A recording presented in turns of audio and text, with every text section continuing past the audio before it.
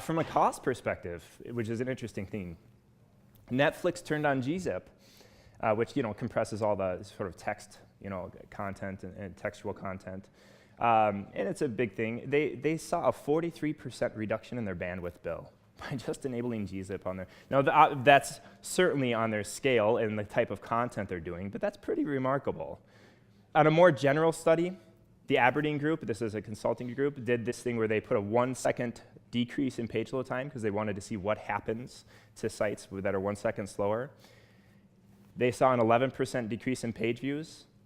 They saw a 16% decrease in customer satisfaction. They saw a 7% decrease in conversions. If your site's pulling in $100,000 a day, that means you just lost $2.5 million over the course of a year from 1 second on your page.